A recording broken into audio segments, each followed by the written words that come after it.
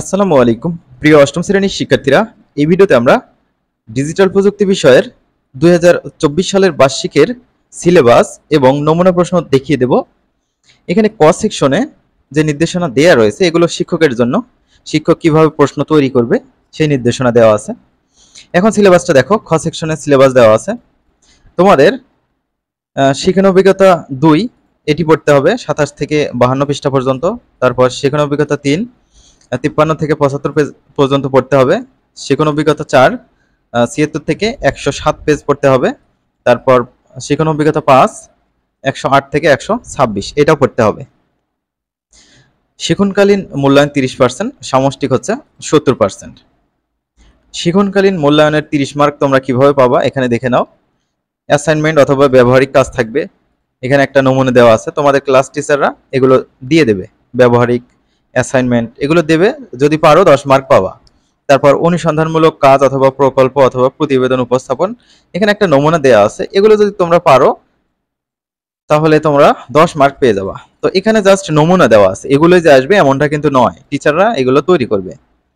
শ্রেণীর কাজ যেমন পাঠ্যপুস্তকে সন্নিবেশিত একক কাজ, দলগত কাজ, ছক পূরণ, বক্স পূরণ, ফ্লোচার্ট অঙ্কন এগুলো যদি করা থাকে তাহলে 10 মার্ক পাবা। তো শিক্ষার্থীরা তোমাদের যাদের হচ্ছে বইয়ের মধ্যে একক কাজ, দলগত কাজ, ছক পূরণ, বক্স পূরণ, ফ্লোচার্ট অঙ্কন এগুলো করা নাই, অবশ্যই করে নিও। এই চ্যানেলের মধ্যেই প্লেলিস্টের লিংক দেওয়া রয়েছে, তোমরা চাইলে দেখতে পারো। তারপর সমষ্টিক মূল্যায়ন প্রশ্নের ধারা ও মান বন্টন দেখো। নৈবেত্তিক প্রশ্ন 2 টাইপের, একটা হচ্ছে অপশন সহ, একটা অপশন ছাড়া। তো অপশন সহজ, সেটা হচ্ছে বহু নির্বাচনী প্রশ্ন, 15টা থাকবে, 15টার উত্তর দিতে হবে, 15 মার্ক। এক কথায় উত্তর, এইটা হচ্ছে 10টা থাকবে, 10টারই উত্তর দিতে হবে, তো 10টায় 10 মার্ক। সংক্ষিপ্ত উত্তর প্রশ্ন, এখানে 10টা সংক্ষিপ্ত প্রশ্ন থাকবে, 10টারই উত্তর দিতে হবে, একটাই 2 মার্ক, 10 দুগুণে 20। রচনামূলক প্রশ্ন প্রেক্ষাপটবিহীন অর্থাৎ উদ্দীপক ছাড়া 5টা থাকবে, 3টার উত্তর দিতে হবে, তো 3 5 15 মার্ক পেয়ে যাবা। রচনামূলক প্রশ্ন প্রেক্ষাপট নির্ভর অর্থাৎ একটা উদ্দীপক দেওয়া থাকবে, উদ্দীপকের আলোকে প্রশ্নগুলোর উত্তর করতে হবে। 7টা প্রশ্ন থাকবে, 5টার উত্তর দিতে হবে। প্রত্যেকটির প্রশ্নের মান হচ্ছে 8 মার্ক করে, তো 5 8টা 40 এখানে পাবা, এই হচ্ছে 100 মার্ক। এবার কাঠামোবদ্ধ কাঠামো মোতাবেক নমুনা প্রশ্ন, এটি একটি নমুনা প্রশ্নপত্র। এই নমুনা প্রশ্নপত্রের আলোকে আপনি এই বিষয়ে আপনার স্বকীয় প্রশ্নপত্র তৈরি করবেন। কোনোভাবেই নমুনা প্রশ্নপত্র হুবহু ব্যবহার করা যাবে না। এই প্রশ্ন যেটা দেয়া আছে এটা নমুনা, তোমাদের টিচাররা এখান থেকে দেখে আইডিয়া নিতে পারবে, কিন্তু হুবহু প্রশ্নগুলো দিতে পারবে না। তাছাড়াও তোমাদের অবশ্যই প্র্যাকটিস করে রাখা উচিত এই প্রশ্নগুলো। তো এখানে দেখো এমসিকিউ গুলো আছে, তারপর পাশে হচ্ছে উদ্দীপক একটা দেওয়া আছে, সেই অনুযায়ী উদ্দীপক থেকেও কিন্তু দেখতে পাচ্ছি হচ্ছে এমসিকিউ চলে আসে। তারপর এক কথায় উত্তর দাও, এখানে 10টা প্রশ্ন আছে, 10 মার্ক পেয়ে যাবা, এগুলো প্র্যাকটিস করবা। খ বিভাগের সংক্ষিপ্ত প্রশ্ন, এখানে 10টা প্রশ্ন আসে, 10 দুগুণে 20 মার্ক পেয়ে যাবা।